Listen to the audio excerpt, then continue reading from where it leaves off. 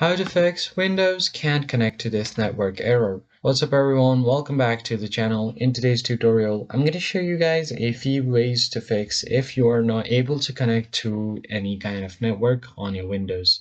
But before getting started, don't forget to hit the like button down below and subscribe to the channel. Now let's jump right in. So the very first thing you want to do is open your run dialog box and search for CMD. Or you can just directly search your CMD and run it as administrator. Now click on yes, and your command prompt will open right here. So here are a list of commands that I'm going to show you, which will also be available on the description. So just go ahead and type in this command. The first one being reset, and then space the, and then winsock, and then again space catalog. Hit enter. And once that is done, the second command you are going to go ahead and enter is netsh space IP space int space IP and then space reset.log and hit enter.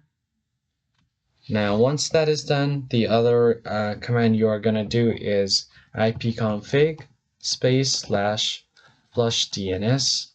It will clear out all of the DNS cache of your network server. So after doing this, you can just close out your command prompt. Now all you have to do is open up your settings, hit enter, and then head over to network and internet.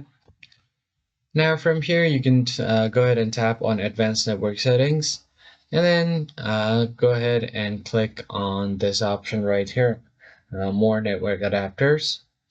So once you do that, now from here you just want to come back and click on network reset, and then from here click on reset network settings.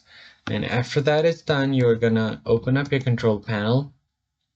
Now once your control panel is open, the first thing you want to do is find network and internet, and then click on it. Click on network and sharing center.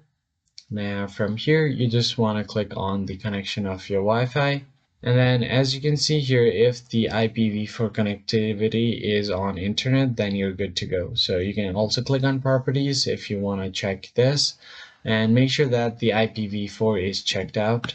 So click on it and then click on OK, and then close it out. And after all of this, you can just give your PC a restart and your problem should be fixed. I hope you found this tutorial helpful. I'll catch you guys on the next one.